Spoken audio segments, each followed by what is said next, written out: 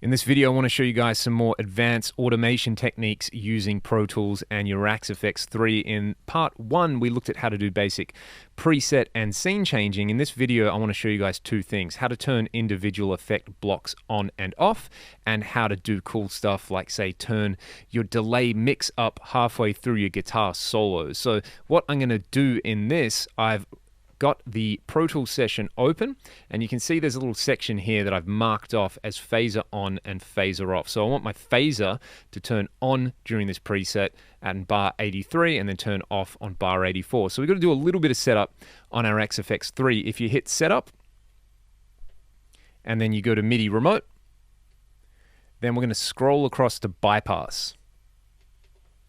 And you can see I've already programmed a couple of bypass CCs in here already. You want to scroll all the way down to the phaser.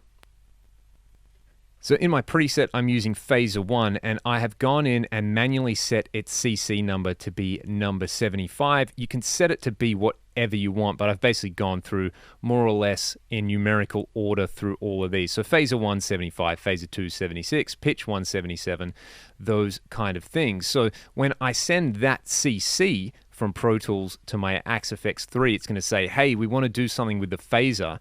Then if my controller value is 1 or 127, the extreme value is going to control whether that block is on or off. So that's pretty much all you have to do that. That's pretty cool. Let's now go to Pro Tools, and what we're going to do is we'll set up a new MIDI controller command. So we'll go MIDI event list, and let's do what we did in the last video. We'll go insert controller. Now, in this case, I want it to be at bar 83, so I'll set that right here to 83. But I want this guy to be hitting number 75. Awesome. So you can see now at bar 83, my CC is 75, and now I have to set a CC value for this. So what I'll do is I'll exit this MIDI mode on my FX 3 front panel, and I've gone to the layout. So let's just see what happens if I've got this set to the minimum value here.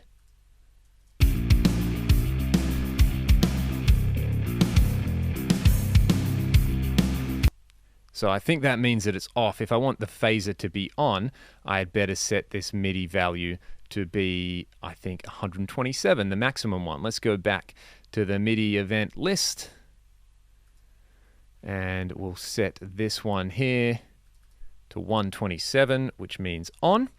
So let's see if this is going to turn my phaser on now.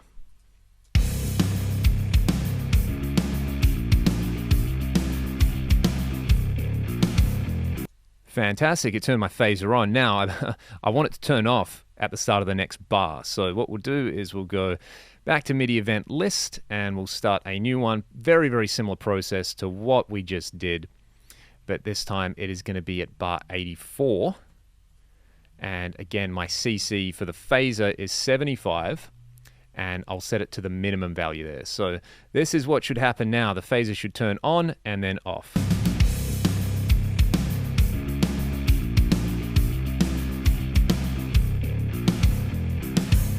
That's pretty cool. What I'm going to do is play through that part for you guys.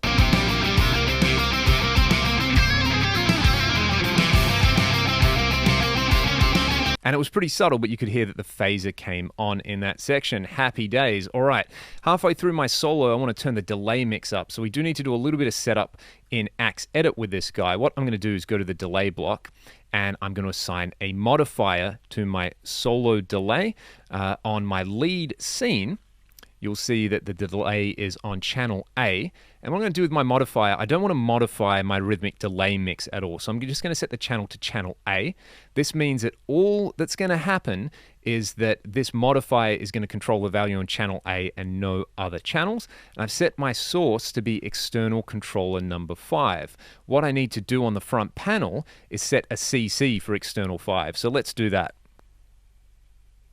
What I've done is I've gone over to external controllers, and I've set external controller number 5 to be CC 20. So this should change my delay mix. You also see in Axe Edit that if I hit the modifier, I've set my minimum and maximum values, which is just going to make it a little bit easier in Pro Tools. So what I'll do here, again, our good old friend, the MIDI event list, bar 93 this time, I'm going to set a new controller. So I'll go 93, and this time it's going to read off CC20. So this says, hey, delay mix modifier, external 5, do some stuff. I'm going to set my value there. I want to turn it up all the way. So I'll set it to 127, even though all the way is just going to turn it to 50% mix. So let's have a look and see if this does what I want it to do.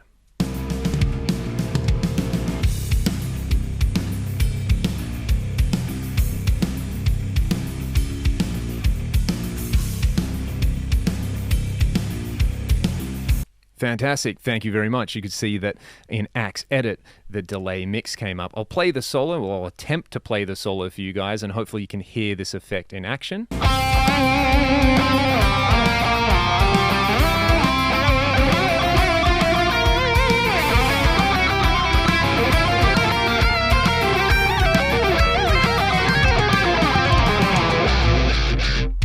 And you can see there that I've also got a MIDI program change to take me all the way back. This is right here to my main rhythm preset, which gets me ready for the chorus. So that's pretty cool. And you can assign any external controller to any MIDI CC you like, and then you can go ahead and put any of those external controllers on any value you like. So you get really advanced with this, and essentially it's like having your own programmable roadie who always puts the knobs in the right place. You know, you could do your input drive control throughout a song. You could control your delay mix. You could control the rate of, modulation effects, reverb mix, just about anything else you could imagine. This is a very, very brief look at how to do that. If you just get your CCs right, and then you get your CC values, then you can pretty much do whatever you like with MIDI and automate it using Pro Tools and the Axe FX3.